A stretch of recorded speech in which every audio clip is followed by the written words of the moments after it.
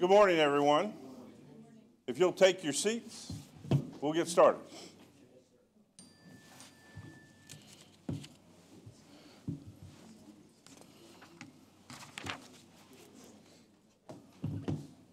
I'm John Bailey. I'm the general manager. With me this morning is our treasurer and director of our budget and finance chair, John Viola. And I have a PowerPoint presentation to give to you. We'll go through that, and then at the end of that, we'll take comments and questions. And the biggest thing I can tell you at this point is this is a process, okay? While I appreciate the comments made in the press that if the general manager has his way, that's not the case. It is a consolidated process of myself, all the staff, the advisory committees, the Budget and Finance Committee, and the Board of Directors, and you, the membership. Because the general manager doesn't just create this and expect it to be done by somebody that is omniscient, omnipresent, all-powerful, all-knowing, and perfect. Because I don't know who that GM is, but it's not me. So again, it's a process of collaboration amongst all of us to generate a final budget for this coming year. So with that, we'll keep going. So today is January 12th, and we have this budget meeting, and then I'll go through a little bit of the process here to begin with. So the draft part of the budget is working with committees and staff and everything to create this draft, which becomes a proposed budget. So that's why we're highlighted, that's where we are now. But we still have to get to a recommended budget, and then ultimately the board will adopt a final budget on February 16th. So we got more to the process to go. Sure. So just on that, on the proposed budget, the past week we had the B&F team committee review the budget. Just want to make a point. The B&F committee just gives guidance. That's all they do. Everybody on that team is aware of that. If it's perceived as anything else, it's not, and I can tell you that with the board and with the GM, it's just guidance. Okay, part of the budget, again, a little more detail on the budget process. Here we are on January 12th. What's next? We have next Monday, Tuesday, Wednesday, the Board of Directors will hold their budget work sessions. Then we will issue everybody together, a recommended budget. That will look to incorporate some of the changes recommended during the budget process in consultation with the B&F Committee and the Board of Directors. Then on February 2nd, the board itself will conduct a hearing on the recommended budget. And then on February 16th, the board considers any budget amendments and votes to adopt the final budget and set the assessment. So what do we have to accomplish? And this is part of the premise of where I started in putting together the proposed budget. We have to deal with the deficit recovery issue. Within the operating fund, we have our general operations, general administration, operating departments dealing with payroll. Then we wanted to address drainage in a larger way than we have done in the past, which includes labor and materials and contractual services. Deferred maintenance. There are some things that can't be funded out of the replacement capital reserve. They are not capital items, but they're maintenance items that we need to address. They have to be funded in the operating budget. Again, things that weren't included in the budget previously. So since they can't be funded by the reserves, they have to be incorporated into the operating fund. And then new capital funding. We currently, anything that's new that doesn't exist now has to be funded from the operating fund. So it directly impacts the assessment. Replacement capital. We have general replacement items per the reserve study schedule and adjustments to that schedule based upon estimated life and things that weren't scheduled to be done this next year that had to get moved up, and some things that were scheduled this year that we can actually move back a little bit. Then we have deferred maintenance items that have not been done. As I said, some of it's in the operating budget, some of it will come from replacement capital reserves. And then road funding. We have roads to pave, and we also have drainage pipe replacements coming out of the road reserve. And then we have bulkhead funding.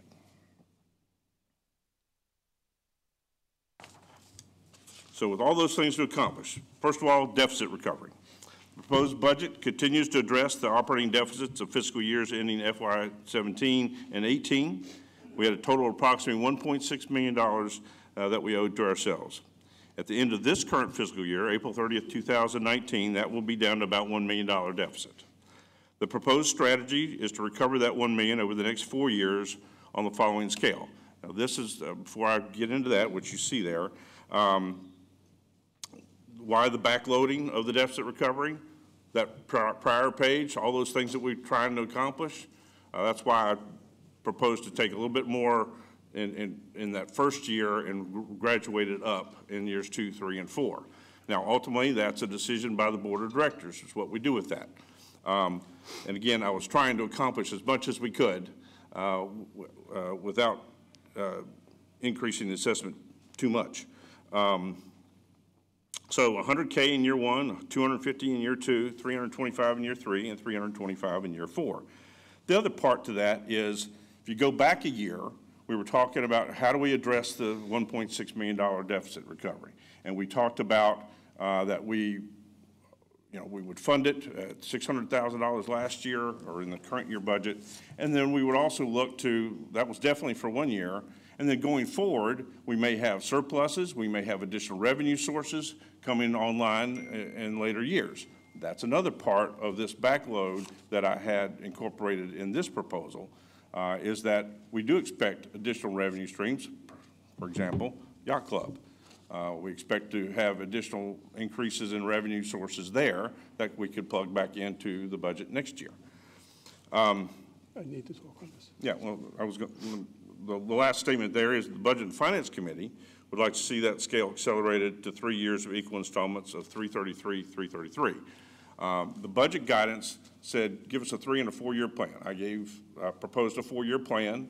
Now, there's different interpretations of a 3 year or 4 year plan. Was that to be 3 equal installments or 4 equal installments or something thereof? Again, why did I choose the backload method? So that we could accomplish as much as we could in this coming fiscal year to address deficit recovery, deferred maintenance, payroll costs, and other adjustments that you'll see here. Yes, sir. So as the CFO, let me just weigh in on this. And it gets a little bit lost in translation, but it's all good, and we're all in the same place, but maybe it comes across a little differently in a BNF meeting. BNF is not giving guidance to recommend acceleration on that. What I was trying to say there was that those are reserves. They're treated like reserves. That's at the board level.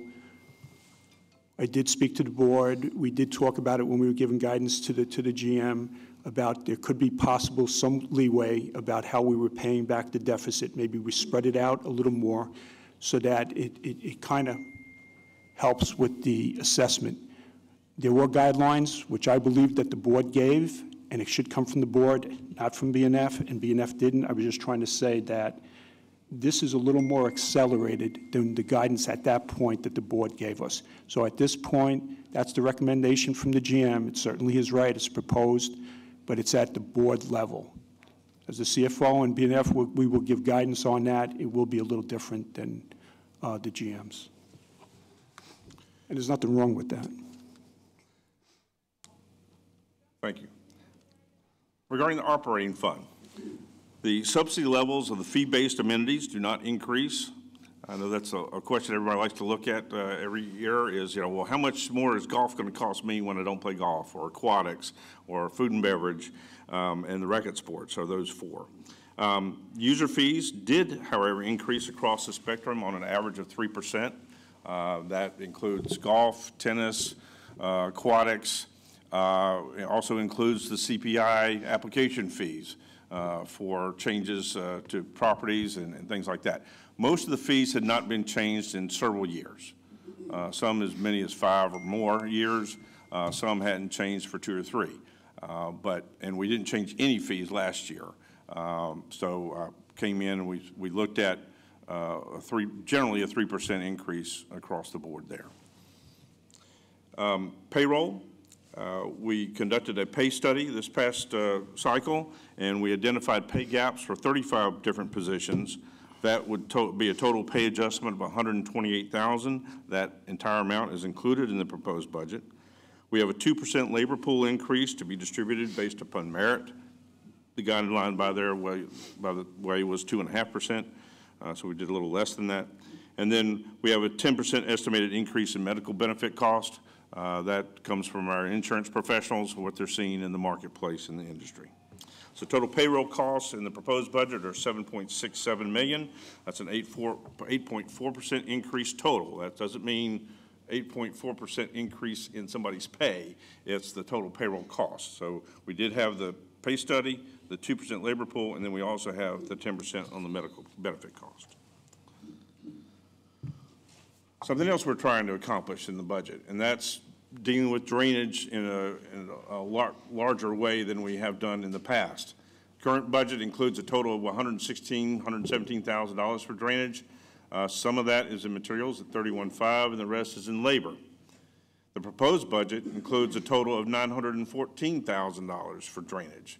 Now, the big chunk of that is at the bottom, major under-road pipes paid from the road reserve. That's $620,000. That's 3 pipes plus the engineering and permitting associated with them. So that's the big piece of that increase to spending on drainage. We also have an increase in our labor internally, and the other piece is $145,000. That's $20,000 for engineering, planning and design, and short-term engineering projects and long-term engineering projects. And I'll come back to that in a moment. And then $125,000 for contracted labor to get at preventive maintenance. Let me speak to the drainage issue a little bit more deeply. Pardon the pun. Didn't realize that until I said it. We have a lot of areas that we have 80 miles of roads. So that equals, what, 160 miles of roadside ditches. Now, that's not including the ditches in between houses and behind houses and our regular drainage channels that we have to maintain. So it's over 300 miles of land space that we have to deal with. You can't do that with what we've got, and particularly to get at preventive maintenance. We deal with our work orders as they come in, and we deal with storms, and when we have storms that are approaching, we know our hot spots, our 1 to 2 dozen places that we need to check those because they're the ones that get clogged up or we have an issue with all the time. So those we do check. But to get to that preventive maintenance of that 300 miles plus, how do we do that? So the idea here is to spend some money in contracted labor to begin to address that preventive maintenance of all those miles of roads. A similar plan I implemented to deal with open space cleanup at the Brandonville Community Association. Similar approach is what I'm looking to do here, and that is we basically divide the association up into 4 different areas. Say this area 1 would be from the North Gate to White Horse Park, and we'd start week 1, first Monday of the month. We're in at the North Gate, and we turn left on Bramblewood, and we start with all the ditch lines and drainage channels that are up that way. We work in there for a week, and then we go to Area 2, which is White Horse Park, over to the underpass, and we start there. And then week 3, the 3rd Monday of the month, we go to the south side and start in just past the underpass and go around to Manklin Creek, and then from Manklin Creek out to the point for week 4. And we start back all over again. Why doing it that way versus straight on through? We wanted to be, if we went straight through, by the time we started at the North Gate and got to the point, it'd be 5 years later or more, and nothing would get accomplished. So we've got to establish, the idea of the preventive maintenance is get us back to a baseline that we can maintain, because we haven't done it in a long time, and there's so much to do. So that's why we're looking at that contracted labor service to accomplish that over a period of time. And again, the engineering piece of it, planning and design, the short-term part is part of will come out of that of the preventive maintenance will lead to some smaller engineering projects, but then there are some long-term engineering projects, because some of the places that we have drainage problems in, sometimes we can't do anything with them because it might be a environmental protected area. we can't do much to it at all. And other things will require bigger solutions. And I'll give you an example. How do we improve the drainage in the areas of sections 2 and 3, back over this way? Might that be doing something different with Bainbridge Park? Well, that would be a lot of money, and it would be a lot of engineering to go into it in the first place to factor that in. One of the other things I'll show you, again, because this is a big difference in expenditure, is this drainage issue. These are our drainage maps given to us 50 years ago with all these little arrows on it saying which direction the water is supposed to be flowing. Now, that might have worked 50 years ago before all the houses got built, but now we have some little problems, such as, I don't forget the address, but where you've got water coming down from Sandy Hook down to the bottom of the hill, coming this direction, and you've got water coming off of Ocean Parkway, and as well as a couple of other streets around there, all coming into one little ditch, where we might need to add another ditch and another pipe further up the road so that all that water doesn't get to that one choke point. Those are the types of engineering things that I'm talking about with that additional $20,000 for engineering, planning, design. That might be a short-term piece. The Bainbridge piece is a long-term fix. So a lot in there for drainage. Deferred maintenance includes lots of repair and maintenance projects that have not been addressed over the years. It's over $200,000 of capital items paid from the replacement capital reserve, and over $160,000 paid for out of the operating fund. Again, monies that aren't in there now. Examples of that: who likes the guard shack over at the beach club? You've seen it? It's a disaster. That's going to be about $3,500 to get us a good shack for our employees to operate that facility out through. It's not capital, but we need to do it. Many exterior signs throughout the community. Mulch for all the playgrounds. The playgrounds, my philosophy on playgrounds is when you build new, that's the time to get it right? But then how do you maintain that going forward? Every year, mulch needs to be tilled and a new fresh layer put on top. Every third or fourth year, you need to take all the existing mulch out and replace it all from the hard pan up.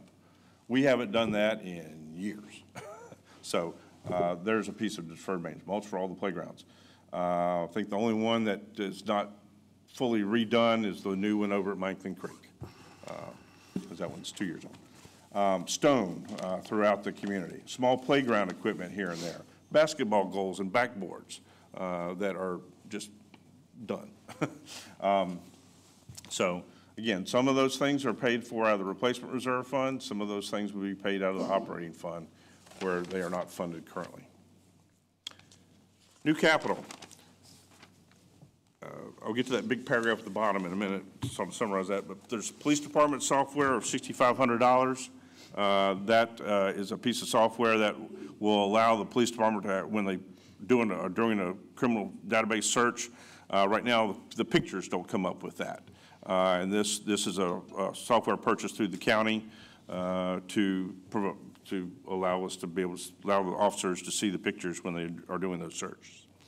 The Sports Core Activity Room Edition, that has been proposed and recommended to be included in the budget. I have not included it at this point in time, but that's a $200,000 addition. And part of the concern there is we're pretty much maxed out on our capacities for increasing revenue there, other than raising fees. And eventually we're going to start going the other direction if we don't have opportunity for increased revenue. Now, that big paragraph at the bottom, to summarize that, again, new capital, anything that we don't have now that we want as a community to add value and assets and community to the association, is currently funded out and has to be funded out of the operating fund. So there's no reserve set aside. Okay, we can go tap the new capital reserve to fund a new playground piece of equipment or anything, or lights for pickleball or anything like that. that's what causes it to be hard to fund new capital. Because you can imagine if we had a list of $300,000 worth of new capital projects that the residents and committees and groups want, how do you fund that? And still fund your existing operational budget? It would be a huge increase to the assessment. For example, unfunded new capital projects. A streetlight demo project. That does not mean putting in streetlights and stoplights and all that. That means, you know, one or two intersection lights to see what that would look like before we do anything further with it. Mail station demo project. We have how many mail stations? 58 different places for mail stations. Anybody like the look of them? And so this would be a demonstration project to see what we could do to improve the look and safety factor and lighting, if you would, for our mail stations. Ground sweeper. To be blunt, that is a goose thing to clean up areas, not specifically the geese, but that's what generated that discussion. Would be $8,000. You've got playground equipment in there, pickleball court lights, pickleball handle shade structures. That's a total of $225,714 on unfunded new capital projects. We funded them all. That would add $27 to the assessment, conceivably. Replacement reserve. Our estimated starting balance on May 1st of 2019, the beginning of the new fiscal year, is $4.7 million, with an estimated contribution of $1.9. Total replacement reserve expenditures, $3.48, and I'll come to that list in a moment. And then the estimated ending balance, April 30th, is we would still have $3 million in our replacement capital reserve after spending the 3.4. The next 3 pages are a listing of all the replacement reserve items and projects that would be paid for out of the replacement capital reserve fund. And they cover pretty much every operational aspect of the association. From Public Works, 2 that I'll point out in particular are Cathode Road landscaping and Northgate irrigation and landscaping. You can almost refer to both of those as deferred maintenance.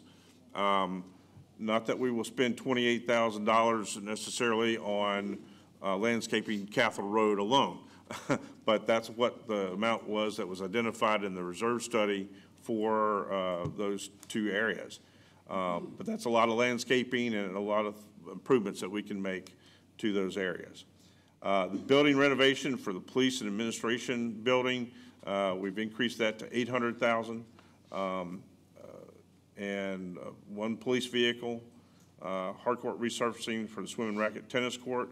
That's in bad shape. That's $100,000. White Horse playground equipment. That's again from replacement capital at $150,000. Playground equipment is not cheap. If you've looked at, I'll be glad to show you some catalogs and magazines about that. It's an interesting world into itself. Redoing the gym floor for pickleball lines times 3, which means 3 courts. That's $18,000 that would come out of the replacement capital reserve. And the crabbing pier at $135 is still in there. A second set there at the bottom, you'll see country club renovation, $1.6 million. That's what's been identified. There's been a lot of conversation about that topic, obviously, and that is ongoing at the board level.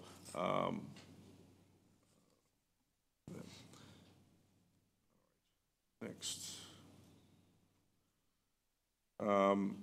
These are replacement reserve items and projects. I want to jump down specifically to the bollard lighting and replace the wood sail sign. That's the area going into, as you're turning off Ocean Parkway to go to the yacht club. Those wonderful wood bollard lights that get dinged, and we have electrical issues there. And of course the wood sail sign that's been there for years. We do include windscreens for the tennis courts and sealing and lining the platform tennis courts. So there's a little bit of everything for everybody coming out of the replacement reserve.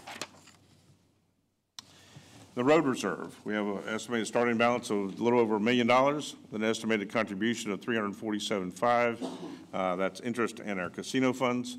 The total road reserve expenditures are $1.253, and I'll give you a breakdown of that in a moment. That would leave us an ending balance of April 30th, 2020 of $143,500 in the road reserve. Road reserve, we have $633,000 worth of scheduled paving, and those streets are listed there. For anybody that's watching by television can't perhaps see that, it's Admiral Avenue, Allendale Court, Beach Court, Bimini Lane, Brookton Lane, Burr Hill Drive, Clubhouse Road East, Clubhouse Road West, Drawbridge Road, Fosse Grange, Garrett Drive, Ivanhoe Court, Juneway Lane, LaPorte Court, Newport Drive, Raft Road North, Raft Road South, Taylor of Fox Drive North, and Taylor of Fox Drive South, Weeping Willow Court, and Willow Way. I won't read off all the other lists that we have in here, but I would read that one. We also have $620,000 from the road reserve being utilized for drainage pipes. The reserve study, the reserve language for use of the road reserve funds allows funds to be used from that reserve for drainage needs, particularly if they are related to roads. And these three big pipes definitely impact the roads. Catholic Road and Ocean Parkway, at Border Links and at the Border Links condominiums, and also at Mumford's Way. Mumford's Way, again, is the entrance going off of Ocean Parkway towards the Yacht Club. If you happen to be so fortunate as to run into me out there while I was standing over a sinkhole before the maintenance crew could arrive this past summer, the pipes underneath both ingress and egress on Mumford's Way have continued to fail, and those connect the canals over there. So there's money in the budget from the road reserve to replace those pipes. That's actually a series of 4 pipes under Mumford's Way. And again, some money in there for engineering and permitting for those 3 pipes.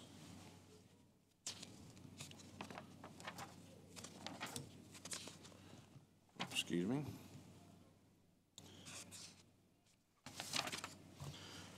All right, now for the bulkhead reserve and the bulkhead projects.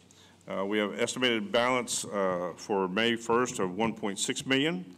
Our estimated contribution is only $22.5, and that's the interest. And the reason for that is based upon our balance in there and the amount of work that we expect to get done. Last year there was a lot of argument about waiving the bulkhead fee. I believed at that time that we didn't have enough data. It was certainly conversation of that, but I didn't have enough data to back that up on waiving that fee. This year I believe we do, based upon the balance and the work expected, and so the estimated contribution is not what it would normally be. It's only the interest that we're getting from that balance. And so the reserve expenditures are $1.6 million. Estimated ending balance pretty much is wiped out by April 30th, 2020. The 1.619 includes $20,000 for drainage. And like I was saying, it's a 1-year waiver of the full bulkhead assessment. Last year we waived the $19 that are paid by all the lots. That will continue, or is proposed to continue, excuse me. And the $453 usually paid by the private bulkhead lots, that would be waived as well. The bulkhead reserve, again, this is one of those lists that I'm not going to read in its entirety. We have locations on Widows Watch, Carriage Lane, Ocean Parkway, Teal Circle, Moonshell, Water's Edge, Beach Court, Riverside, Clubhouse, Lot on Wood Duck, Golden Eye, and Beach.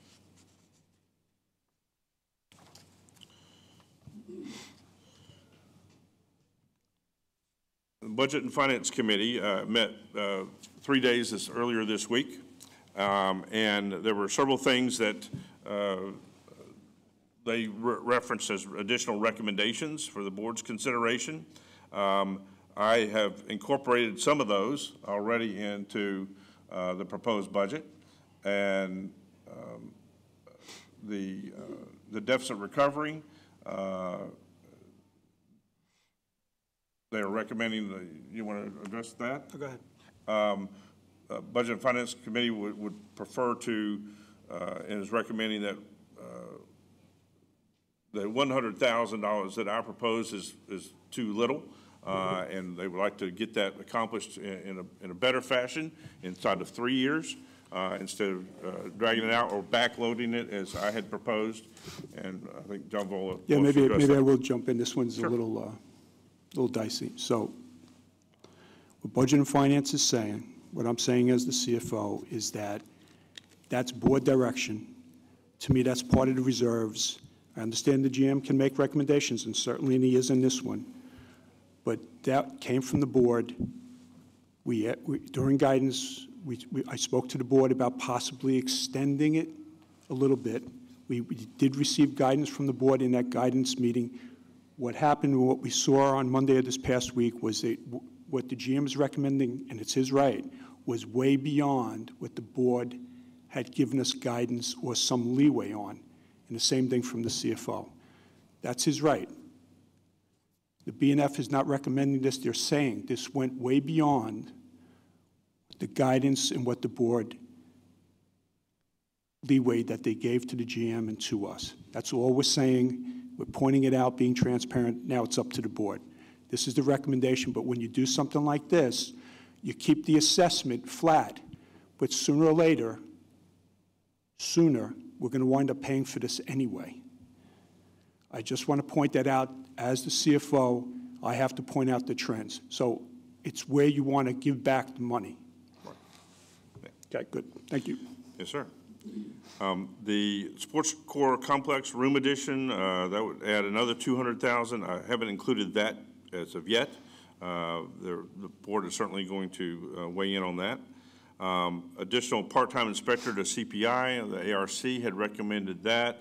I have not included it at this time. There were two things that the ARC had recommended that the board consider in the budget. One was to do a referendum to create a process by which fines can be assessed for lots that are not in compliance with the covenants and rules and regulations. I believe that based upon that, if we were, and there is money, additional money to conduct a referendum in the proposed budget, but I thought until that is adopted or not adopted, I wouldn't address the additional labor force in CPI. The other five things there that I have an asterisk beside, marina revenue, again, these came out of the discussions we had together on Monday, Tuesday, and Wednesday. We increased the marina revenue by $10,000. We had to go back and add $133,000 for fire and EMS. We added $50,000 for legal fees. That goes from $75,000 to $125,000. Let me weigh in again. Sure. You want me to finish the other two? Or? Yeah, you finish. Okay. Whenever it's All good right. for you. And then additional deferred maintenance, based on those discussions, we added another $40,000 within the operating budget.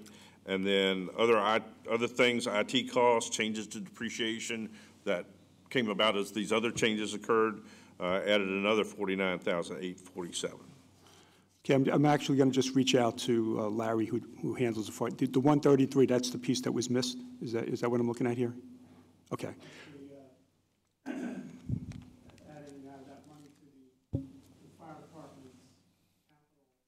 Right. Right. So okay. So let me just translate that. That's not a recommendation from BNF to increase. That's something that was missed when the budget was put together. So I wouldn't put this as a recommendation from BNF. Fair enough. As far as the legal, I have added that. So yeah, that's fine. I would just put it in a separate column. Okay. It's not a recommendation from BNF. It's a catch. Well, he's showing that that's going to be an increase to the 951. I have included it now.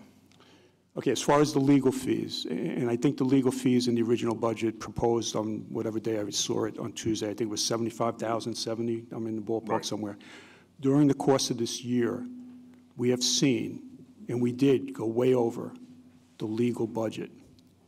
The recommendations, the guidance from BNF all year long was that we would need more money for legal fees, that what we were budgeting was way low. That's based upon performance, actual of what we're seeing. So when I receive a budget, and that budget still goes back to that lower number, when we have the details showing that we are spending much more, well, BNF is saying, you could call it a recommendation or whatever. I'm surprised that it was not in there in the original budget. Again, I would put that in a separate column, it's fine. But the guidance from BNF is, yes, when you're going to put a number in there that's way lower than what we're spending this year or whatever, unless you can explain it, odds are it's going to be low. Okay. Understood. Yeah, and I think the same thing with the IT, but we'll leave that for now. Okay. Thank you. So, proposed assessment. We started at 951. I've made some changes to that based upon conversations with the Budget and Finance Committee. Those things that we missed going into, like Treasurer Vola was just talking about, and other things that they were recommending that I thought, yeah, we need to include that. Now we're at a proposed assessment at $982. That's $31 or 3.3% increase. However, and there's a big but there, what's next? Ultimately, it's the Board of Directors that gets to make those decisions, and particularly with regard to assessment, deficit recovery, et cetera. So beginning Monday and Tuesday and Wednesday, the Board of Directors will have their budget work sessions. We'll make some changes based off of those discussions as well, in that direction from the board. And then we'll publish a recommended budget for the membership to review on Friday, January 25th, a week ahead of the Board of Directors hearing on the recommended budget.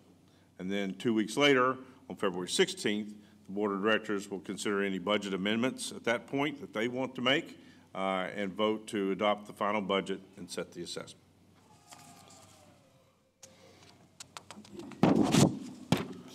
And that concludes the PowerPoint presentation.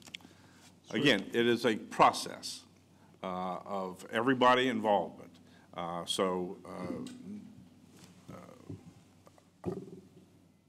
At this point, we'd like to hear from you and hear your comments or questions. And in the words of Fraser Crane, we're listening. Go ahead. You want me to use the mic? Yes, sir. Please. Make sure it's on. Just turn that button on. There it is. I haven't changed my name, Dick Neiman. I'm at 45 Wood Duck. First, I'd like, believe it or not, to patronize you a little bit and say, John and John, I've been in this process since 1984 around here, and I think that this is one of the best budget presentations answering the questions at this level that I've ever seen. Maybe I'm just not involved enough, I'm not sure, but I appreciate that.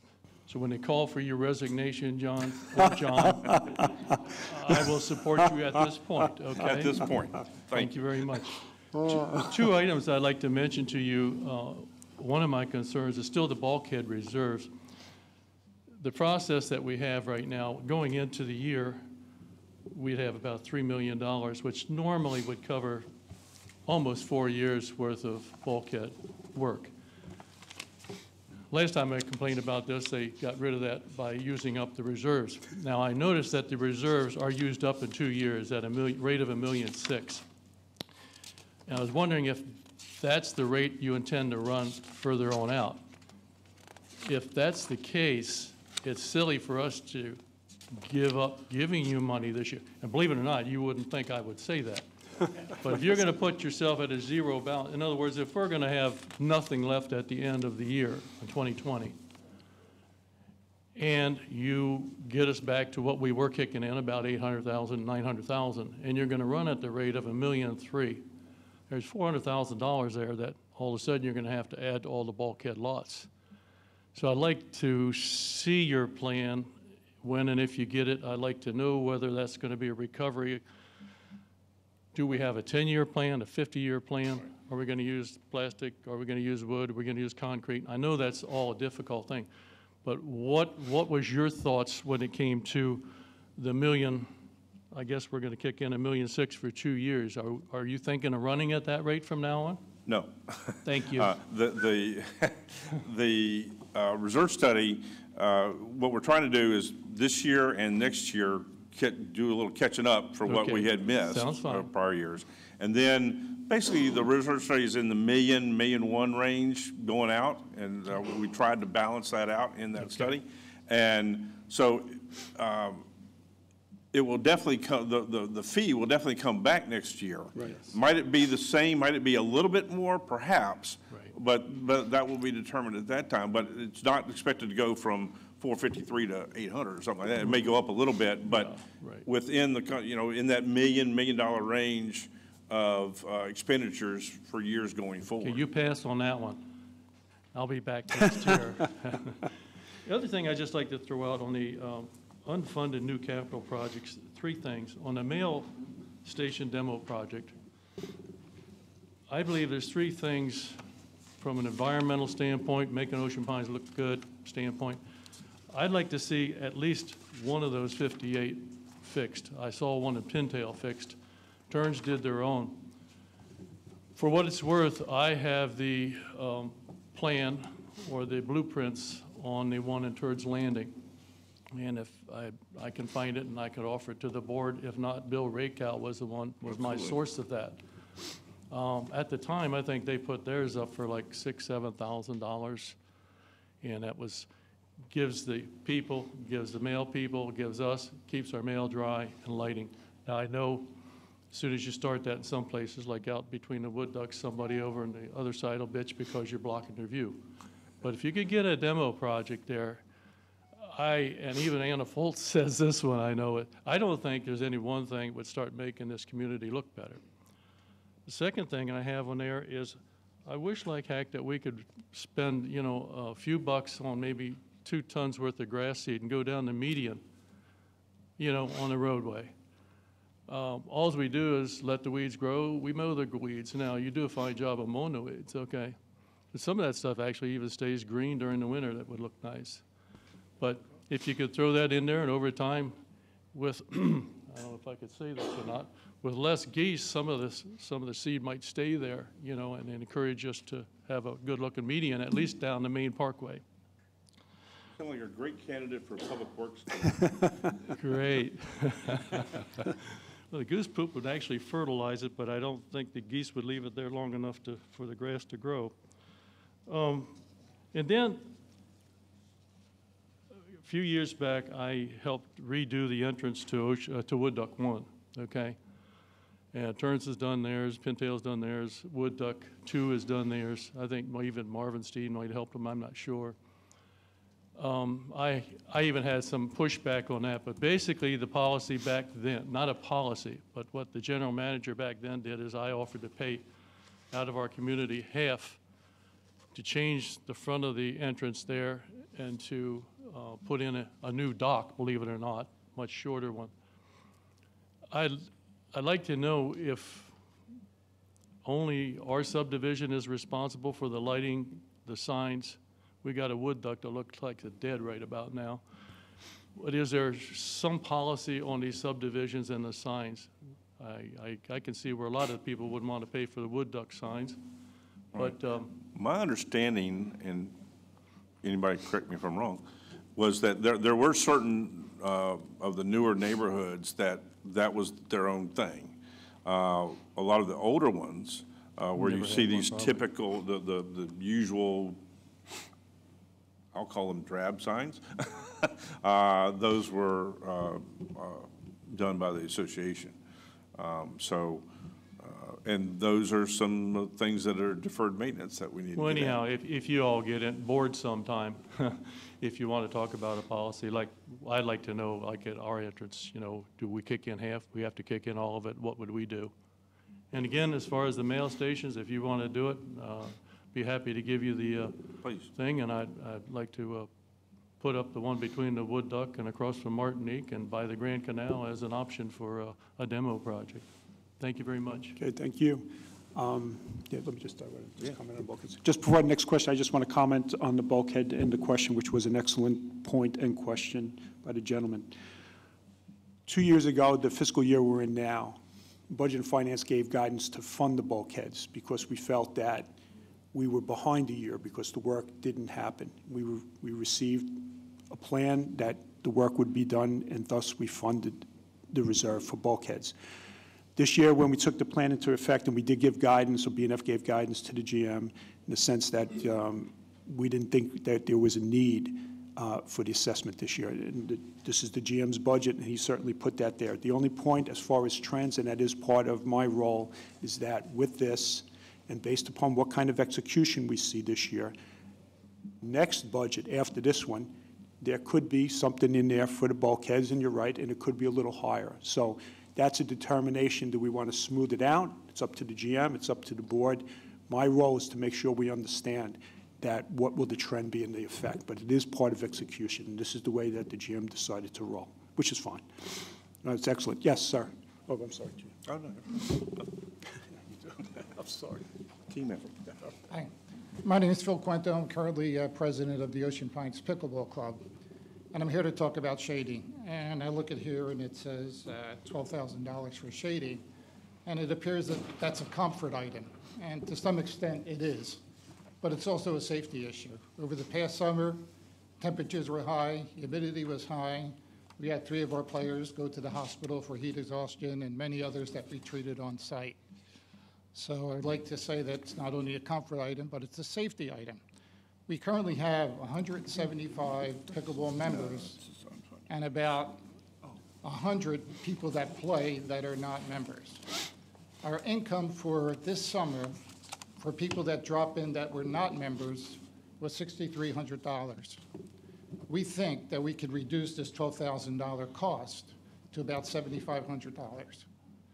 And we would urge the committee to please consider shading as not only a comfort, but a safety issue.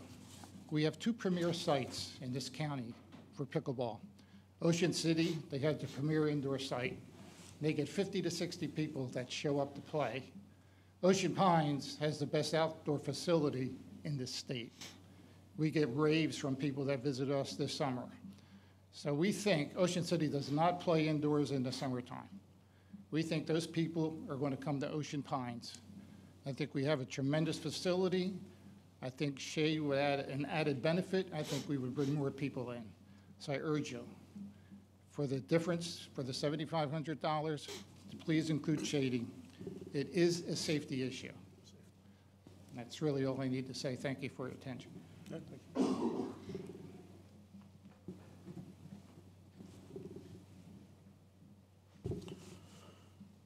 Next. Good morning. Joe Reynolds, 84 Watertown Road.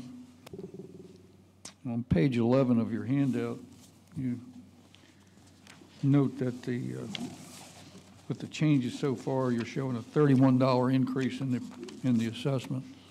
We're not talking about a lot of money right now. We're not talking about a lot of money right now, but I think it's foolish to think that it's only a $31 increase. It's at least a $31 plus $19 increase, because that $19 deduction from elimination of the bulkhead charge for all association members is a one-year thing. It'll be back next year. That's not an eliminated item. So as a practical matter, we're talking about a $50 or so increase. Also, with regard to the bulkheads, that $19 is going to increase. It's not going to stay the same following year, and most likely is not going to, because the reality is that the per foot cost to install bulkheads in our new system is 50% more money. 50% more money on a project that, given the old numbers and what we've been looking at, is, say, a $25 to $30 million project. Add 15% to that, or 50% to that. So if it was a $30 million project, we're now looking at a $45 million project. These are not small numbers, and we're all going to be paying that. No question about it. Legal fees. I think this is the 4th or 5th time that I brought this issue up, and that is apparently the proposal now may be in the area of $125,000 for attorney fees. That is either about the same or more money for legal opinions than Worcester County pays for a full-time county attorney. Something doesn't make any sense. I don't know what John, do you know what our fees were or projected to be this year for our attorney's fees, the current year? Steve, I have the schedule, I just can't remember. It's well over 125, right? 150? Our forecast is 150. Right, so I was right. So 150, and that's with us, with BNF overseeing and trying to keep it as low as possible. 150. I don't think your mic is on. Oh, I'm sorry. So it's 150, and that's with BNF overseeing it. We did identify this early, and everybody's trying, but it's 150. Okay.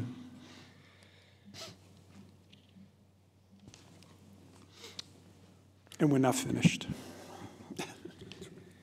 The after-school daycare center, well, it's called here a room addition. I've seen other names for it. This is a part of the aquatics budget. It's a new item. I think aquatics is run extremely well. As an association member, I think it's one of our best-run departments. But I do not believe we should be adding a $200,000 room to go into a new business, which is grade school daycare. The purpose of this room is for parents from anywhere in this county to pay Ocean Pines a weekly fee, and their children will be watched by Ocean Pines people from 3 to 6, I believe, or something on that order. You know, where do we stop in expanding services that we provide as an HOA? We are not a municipality. If there's a need for daycare in this center, then the county should be looking into it, not the Ocean Pines Association.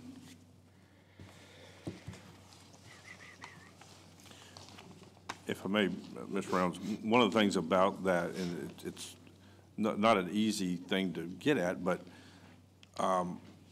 as expenses increase each year, eventually, without additional revenue streams, or because increasing fees is not going to cover, ultimately, not going to be able to keep up with the expenses of the aquatics department. And eventually, that would end up being, instead of a revenue producer for the association, it's going to end up leveling flat and possibly going the other direction without additional revenue increase. Not to say that's why we should do it, but I'm just saying everybody needs to understand at some point in time, it would go the opposite direction, and some of your assessment would be utilized to subsidize the aquatics department or other departments. That's a fairly interesting comment you just made. Essentially, you said that the 8,440 association members who pay the bills around here are not going to be able to pay enough money in to support the operation of Ocean Pines, and we need to go into outside businesses we don't already operate in order to collect enough income to run this place. Something doesn't make any sense to me. Or there's got to be another revenue stream of some kind to make up for the Well, those who increase use in our expenses. services should pay what it takes to operate them. In other words, reality. The reality that every business, every association member, every homeowner, every individual in this country has to deal with paying their bills. And to say that we can't collect enough money from association members and we have to start new businesses in order to pay our bills, that seems to me like a never-ending trip to infinity of new businesses. Because sooner or later, the new businesses will fall into the same category as the old businesses and not pay for themselves. But at any rate, overall, I think you've done a good job on the budget, John. I'm a little troubled by not collecting any bulkhead money this year. Other than that, Pretty decent job, thank you. Thank you. Nothing's perfect. Never said it was. Anyone else want to share this morning?